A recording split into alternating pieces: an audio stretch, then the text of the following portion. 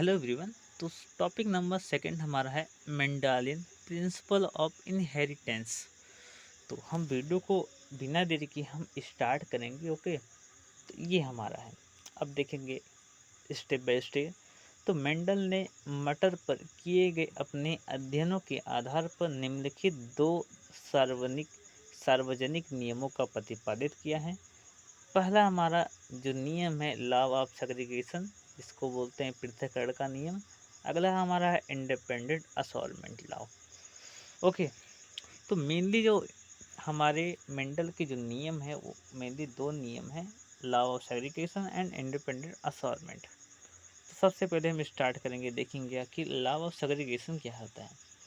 तो देखिए इस नियम का पहले इसको हाईलाइट में करूँगा कि ये क्या होता है। तो इस नियम के अनुसार प्रथम संतानी ही एवं हेट्रोजाइगस का मतलब क्या होता है कि जो हमारे पूर्वज के जो पीढ़ी होते हैं उनसे जब क्रॉस कराते हैं तो हमारे डिफरेंट जो एफ1 जो जेनेसिस जो प्राप्त होता है उसे हेट्रोजाइगस कहते हैं। ओके, पीढ़ी केवल एक प्रभावी लक्षण दिखते हैं। इस पीढ़ी में रिसेप्सिव कैरेक्टर दिखाई नहीं देता है।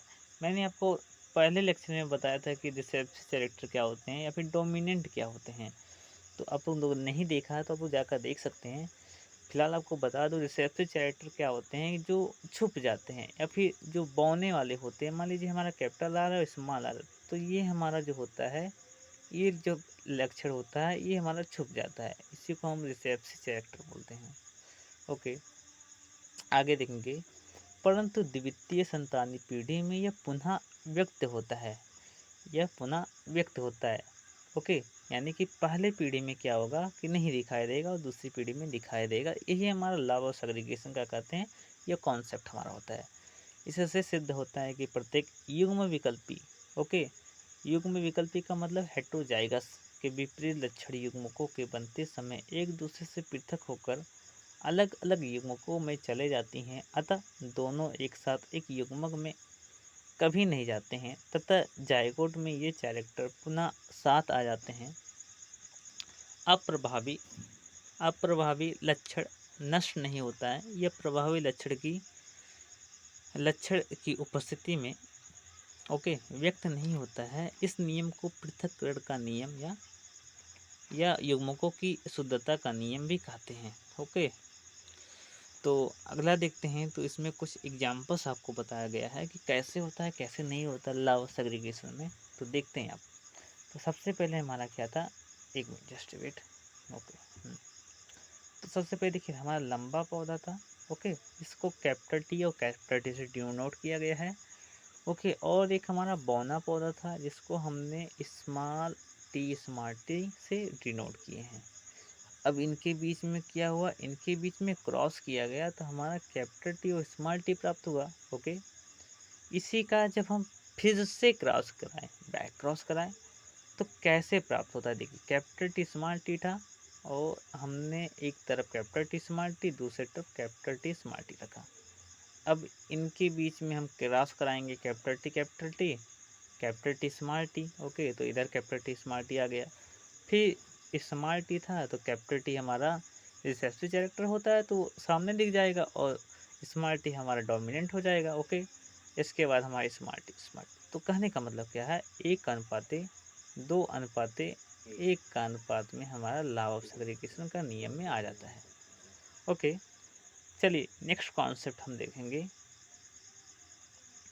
इसको हम कुछ इस प्रकार से भी कर सकते हैं कि हमारा ये 3:1 का रेशियो में भी प्राप्त होता है। कैसे प्राप्त होता है आपको मैं बता दूं कि जो हमारे रिसेप्सिव कैरेक्टर होते हैं उनको हम गिन लेते हैं। तो जितने भी हमारे रिसेप्सिव कैरेक्टर होते हैं तो हमारे 3 रिसेप्सिव कैरेक्टर हैं, तो 3:1 का डोमिनेंट जो हमारा हो रहा है, कितना डोमिनेंट प्राप्त हो रहा है, 1 डोमिनेंट।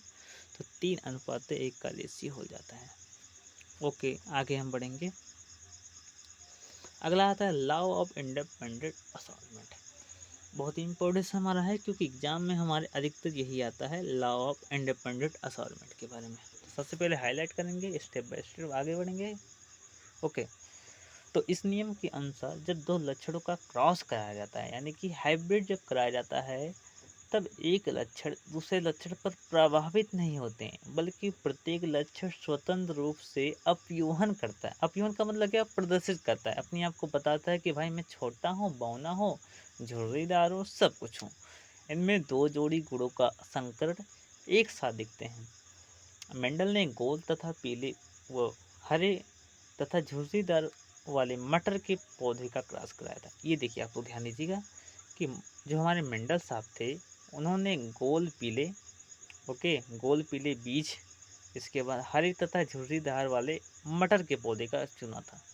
अब तो ध्यान दीजिएगा, गोल तथा पीले थे और हरे तथा झुर्रीदार वाले मटर के प्लांट थे।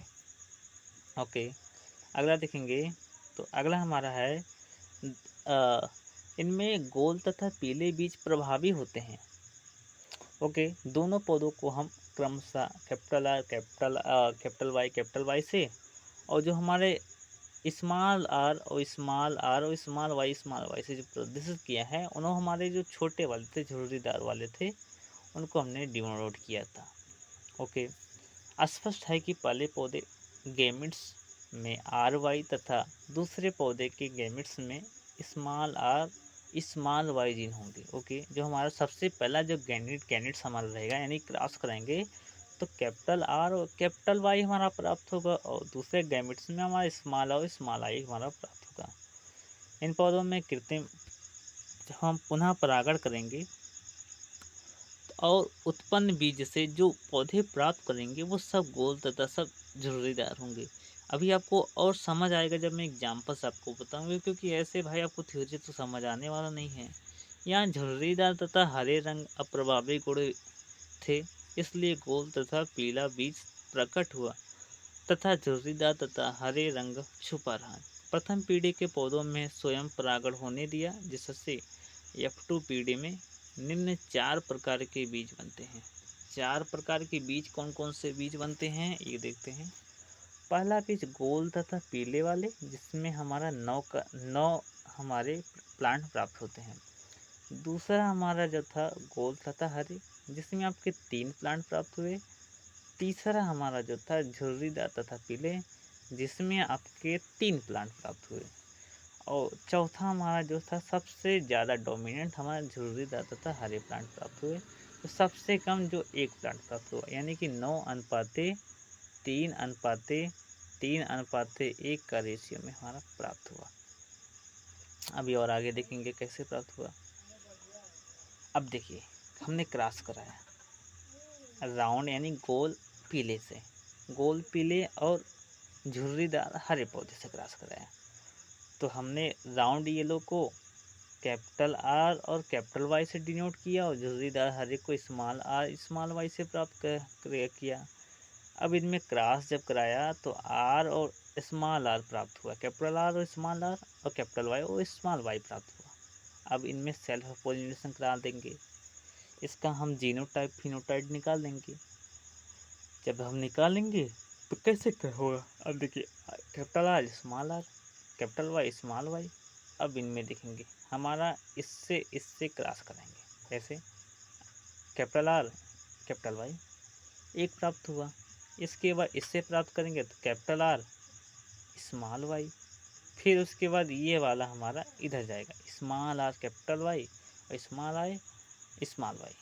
ठीक है, आई होप आप लोग समझ रहे होंगे, समझाने की कोशिश कर रहा हूँ आपको। ओके, अब देखिए, ये हमारा कुछ रेशियो प्राप्त होता है जो मोस्टली वेरी इंपॉर्टेंट है। एक तरफ हमने रख दिया है और एक तरफ इस साइड। ओके, इसके बाद हमने क्या किया है, इसके बाद हमने तिरछा क्रॉस कराया है। तिरछा क्रॉस का मतलब क्या है, इससे क्रॉस कराया, इससे क्रॉस कराया, और इसको इससे क्रॉस किया गया। ये जो हमारा था, इससे हमने क्रॉस कराया। ओके, आई होप समझ रहे होंगे आप लोग। ठीक है, तो हमारा जो रेशियो जो प्राप्त हुआ था वो 9:3:1 का रेशियो हमारा प्राप्त होता है। इसमें सभी लक्षण स्वयं को स्वतंत्र अपयुक्त कर रहे हैं, इसलिए इसे हम स्वतंत्र अपयूहन का यानी कि लॉ ऑफ इंडिपेंडेंट, इंडिपेंडेंट का मतलब होता है स्वतंत्र, असोरमेंट का मतलब होता है अपयूहन का नियम कहते हैं। ओके, आई होप आप लोग को समझ आया होगा। ओके, समझ आया होगा तो अच्छी बात है। अगली वीडियो में मिलते हैं, धन्यवाद।